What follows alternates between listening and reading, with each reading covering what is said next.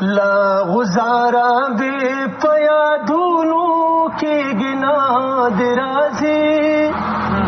خیر دے قسم کا دا هغه ماتی گنا درازی لا غزارا بی پیادونو کی گنا درازی خیر دے قسم کا دا هغه ماتی گنا درازی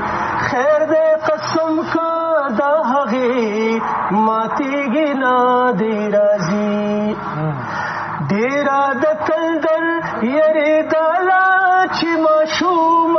بوا ډیرا د تندر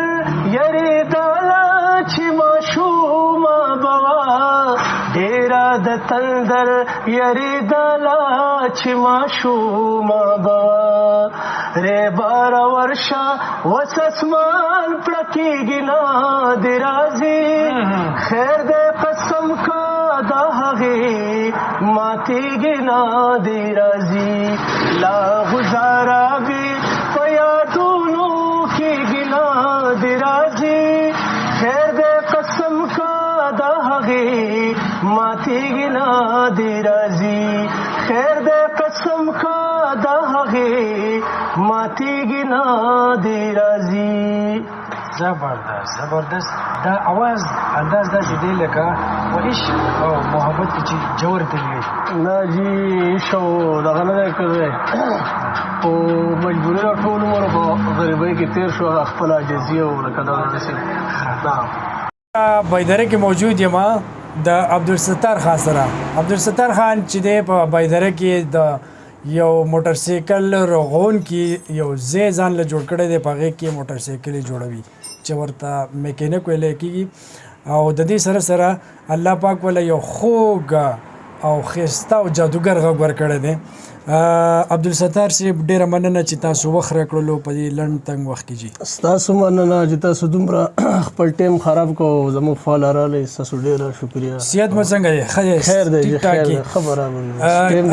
روزګار حوالې سره خو ما خبره وکړله چې د کوم وخت نه دا روزګار کوئ د موټر سایکل جوړونکي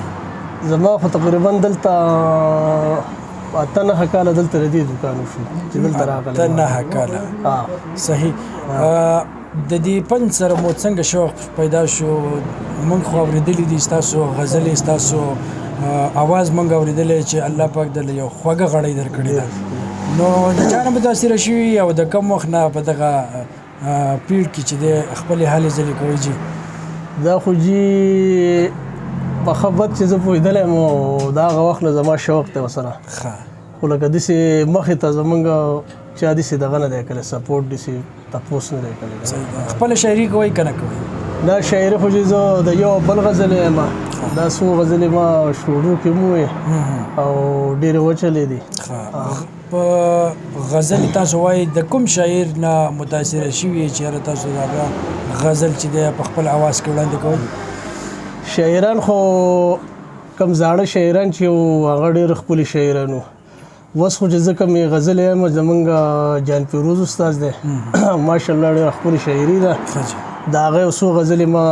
سټوډیو کې هم ریکارډینګ کړې ډېرو خلکو خوښې کړې کیسټ ستاسو ریکارډ شوي څو